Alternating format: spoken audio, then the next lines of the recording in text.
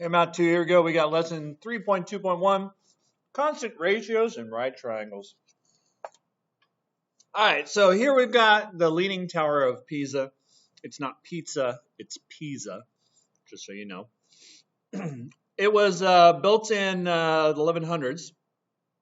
And this tower is called the Leaning Tower because it's leaning. That's why. So anyways, it's feared that if the angle of the slant ever falls below 83 degrees, that the tower is going to fall down. So eventually it's probably going to fall down. Engineers have dropped a plumb line. Plumb line is just where you've got a piece of string with a weight tied to the end, so it goes straight down. From a point on the tower, so up here on the tower, to go straight down. All right, and they were able to take a measurement, so they know this is perfectly 9 degrees because of gravity and stuff. So they had 50 meters right there, and the plumb line was 5 meters away from the bottom of the thing. So we're talking about the angle of slant would be down here. How much is it slanting by would be this degree right there. All right, so with the measurements provided, what can we find? Well, there's several things that we could find. We could use the Pythagorean theorem and find out how long the hypotenuse would be over here. What's the length of this side of the Leaning Tower of Pisa? So that's one thing that we could do. We could find the length of the tower using the Pythagorean theorem.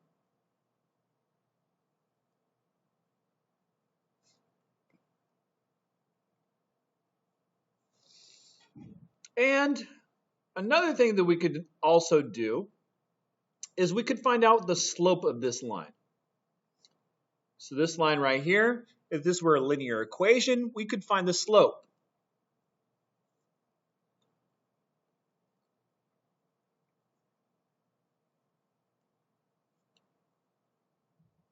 And back in Math 1, you found out this was the change in the y value over the change in the x value.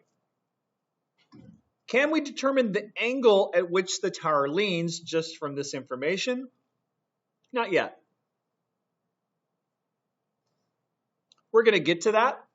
So there is actually a way that we can find it out, but we've got to discover some stuff first before you do that. How can you describe the angle that the tower is leaning at?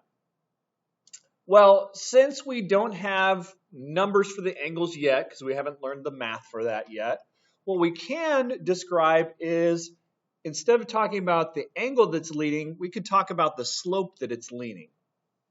So this line here has a slope,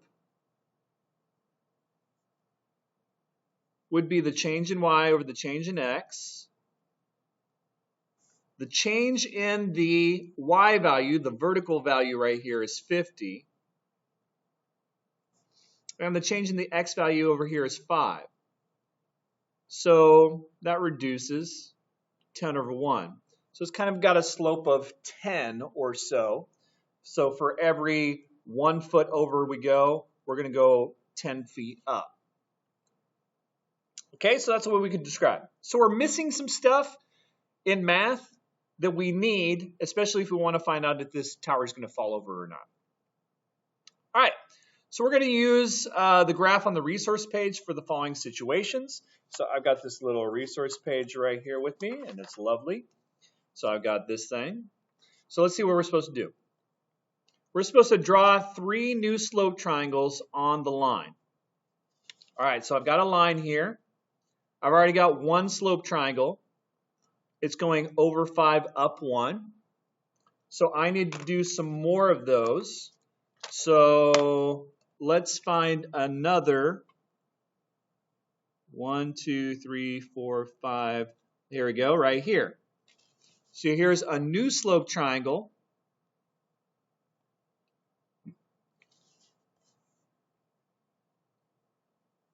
And this one appears to be going up 2, but over 10.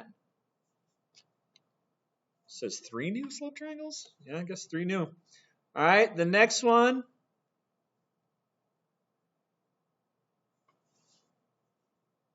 would be here. This one's going 3, and now it's going 15. So from here to here, that's 15, so this is 3 over 15. One more.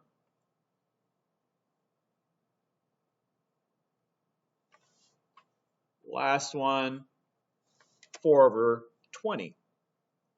Because 5, 10, 15, 20, so this is 4 over 20. All right, so we've got new slope triangles. We've done what they asked us. What do they want us to do now? Explain why all of the slope triangles on this line have to be similar. So the slope triangles, these are similar triangles, right? So this small triangle, and then our next triangle is this bigger one, and then an even bigger one, and then an even biggest one. So we've got 4 different triangles there. This triangle, this next one, this next one, this next one. Why are all of these triangles similar to each other? Well, we've got 11-degree angle, so that's reflexive property right there. We have the same angle on all of them. And then we have right angles right here because we're perpendicular and horizontal line, or perpendicular because we have horizontal and vertical lines. So by angle, all 4 of these triangles are the exact same size, right? By angle, that should work. I've got 11-degree angle, 90 degrees. The next triangle, I've got 11 and 90. The next triangle, I've got 11 and 90. And the last triangle, I've got 11 and 90. So yeah, it's looking like it's working. So we can say at this point that by angle similarity, all of those are similar triangles because they all have a 90-degree angle and an 11-degree angle. The 90 degrees was because of the perpendicular lines. The 11 degrees was by the reflexive property. What do we know about the slope ratios? Well, let's write down the slopes. 1 over 5, 2 over 10, 3 over 15, 4 out of 20.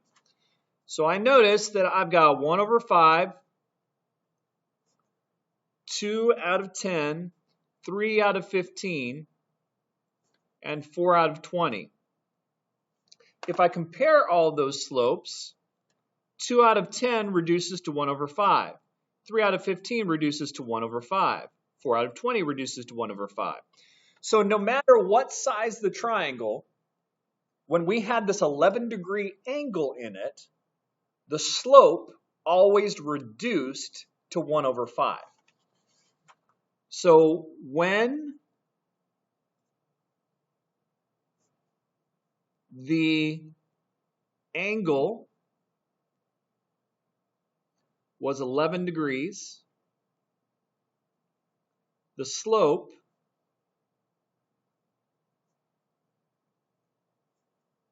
was 1 over 5. It reduced to 1 over 5. So what's this telling me? It's telling me anytime I have a right triangle and this angle is 11, my slope should reduce to 1 over 5 because it would create similar triangles.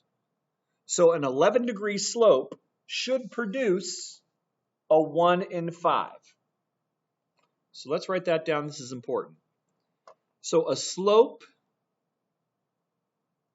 for an 11-degree angle should be 1 over 5. Now we can actually find a second angle at this point. Because if this angle is 90 and this is 11, then using triangle sum, I can find out that this other angle up here has to be 79 degrees. So looking at it in a different light, the 79-degree angle would have a change in y of 20 and a change in x of 4. So the 79-degree angle would have a slope of 5 over 1 instead.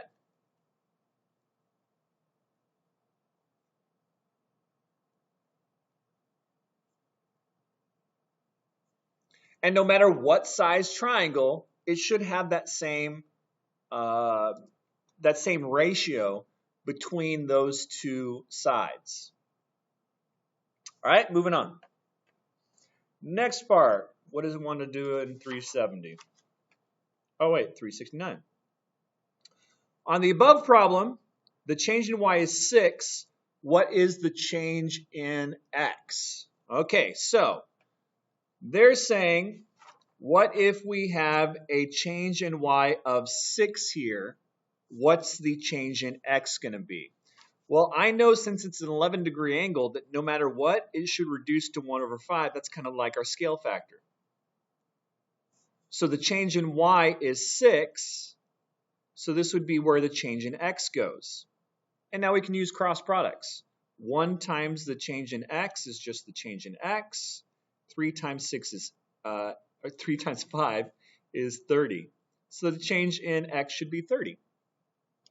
What if the change in x were 40? What would the change in y be? So again, same scale factor, 1 over 5. The change in x is 40 this time, and we're looking for the change in y. Cross products, I would get 5 times the change in y is equal to 40, 1 times 40. Divide by 5, and we'd find out that the change in y should be 8. If we draw a line with a different angle measurement, like 25 degrees, would the slope ratios we found still work? No. The 1 over 5 looks like it's only going to work with an 11-degree angle. If I put a 25-degree angle, they wouldn't be similar triangles anymore. So 1 over 5 is only working for 11 degrees. It doesn't work for any other degree angle. And that means that 79 degrees, 5 over 1 ratio is only going to work for 79 degrees. All right. Use the graphs provided on the resource page. So we got more. We're going to graph the line y equals 2/5 x. And we're going to estimate the slope angle for this line. All right, 2/5 of x, y equals 2/5 of x. Is that what I did last time? Yep, this is exactly what I did. All right, y equals 2/5 of x. So here I have y-intercept of 0. 2/5 means I go up 2 and over 1, 2, 3, 4, 5. Up 2 and over 1, 2, 3, 4, 5. Up 2 and over 1, 2, 3, 4, 5. All right, so there is the line.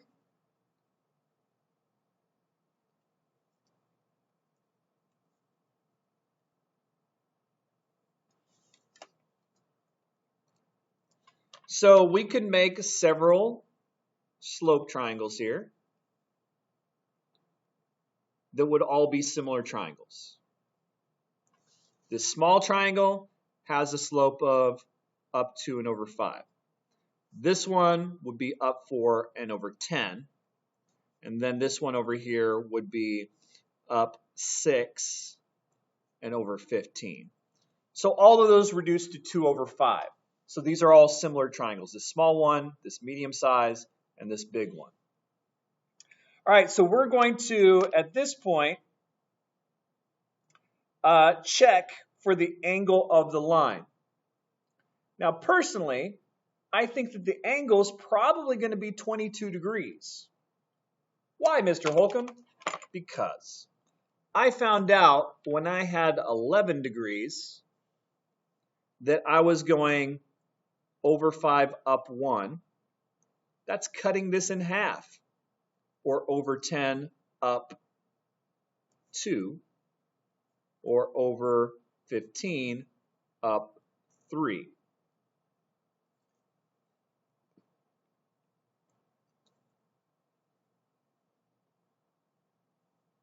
Now I knew that if I had a slope of 1 and 5, oops, sorry there. If I had a slope of 1 and 5, that is an 11-degree angle. Well, this looks like it's cutting right through the middle of our other angle that we've made there. So we're thinking that this one must be twice the size. This must be a 22-degree angle. So I now know a new ratio that when we have a slope of 22, or when we have an angle of 22 degrees, the slope triangle should be 2 over 5.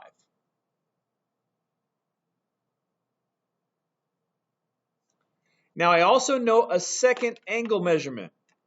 Remember, if this is 22, I should find out what this is because we can use the triangle sum theorem. So this is 22 and this is 90. This part over here would end up being 68 degrees because these three have to add up to the same amount. So the slope of a 68-degree angle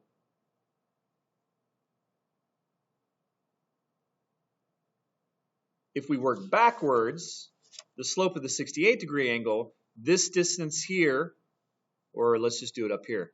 This distance here is 5, and this is 2, so it's 5 over 2 for a 68-degree angle. So here's my 68-degree angle, that's 68 too. And now my slope triangle is 5 over 2 instead. So the slope triangle for a 68-degree would be 5 over 2. And we can use that ratio to predict using that one. Next part. Next part says to use a protractor and make an 18-degree angle. Okay, so protractor, make an 18-degree angle. So this is on my next page over here. So I don't know if you've ever used a protractor before, but this little thing here, you line up with your dot, and then this line right there, you see the line, not the bottom of the protractor, but this line right there that goes through that center, you're going to line up with this line there. All right, so I'm lining everything up. Looks pretty darn good. I want to make an 18-degree angle, so here's 10 degrees, 20 degrees, so I need to back it off a little bit. And I'm going to say here. Yeah, that looks like that would be where 18 degrees is be. So I'm going to draw a line.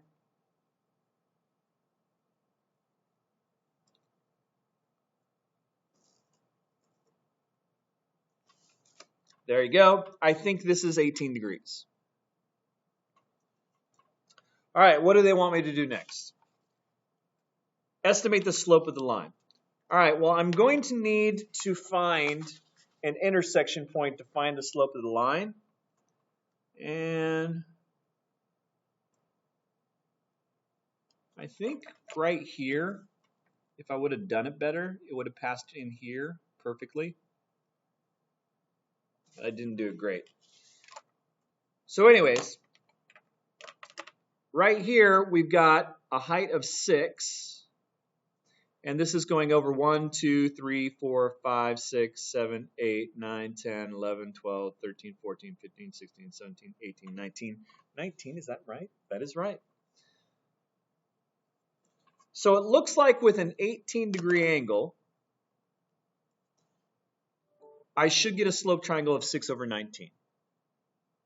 So a slope triangle of 18 degrees should give me a slope ratio of 6 over 19, which also means that if I've got a 62-degree angle here, working backwards, this would be the change in y, this would be the change in x. So a slope of 62 degrees should give me 19 over 6. All right, last problem. Then I got to go back to work. Graph the line y equals x plus 4. What is the angle of the slope? So y equals x plus 4. That has a y-intercept of 4. 1, 2, 3, 4. And it has a slope of 1 because it says y equals x plus 4. So this is going to go up 1 over 1, up 1 over 1, up 1 over 1, up 1 over 1, up 1 over 1. All right, so there's the line.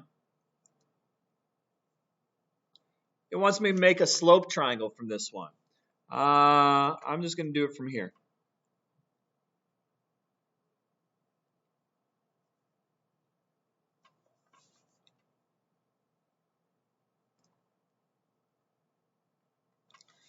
All right, so the slope triangle. This is a change of 1, 2, 3, 4, 5, 6. And this is a change of 1, 2, 3, 4, 5, 6. Wait a second. If these two sides are the same, this is an isosceles right triangle. If this is isosceles, this has to be 45 degrees, and this has to be 45 degrees. So what is this telling me? It's telling me that the slope of a 45-degree angle should be 6 over 6, or 1. So a slope of a 45-degree angle is always 1, because we've got 6 over 6, rise over run, change in y over the change in x. So 6 over 6 is 1. So the slope of a 45-degree angle is always going to be 1. Remember, if I made bigger triangles, it wouldn't matter because all these triangles would be similar. So every triangle with a 45-degree angle, if we combined your slopes or compared your slopes, they'd always come out to a ratio of 1. Over here, if I've got a triangle with an 18-degree angle, if it's a right triangle, it doesn't matter because all triangles with 18, we found out earlier, all right triangles with 18 are similar, so they're all going to reduce to 6 over 19. And then 62 is 19 over 6. And then we found out earlier, slopes of 18 always come out to, that's the wrong one. Jeez. I just pulled out my last year's. Here we go. We found out a slope of 11 is always going to give us 1 over 5. And again, slope of 22, we found out it's always going to give us 2 over 5. So we're going to end up being able to use angle measurements like this to find out sides of our triangles, and we can even work backwards to find out the angles of our triangles, because now we know that we can have similar triangles and the angles and their slopes are always going to be related to each other. All right, fun stuff. We'll come back next year and dive a little bit, or next time and dive a little bit deeper into this stuff. All right, have a good day. Bye-bye.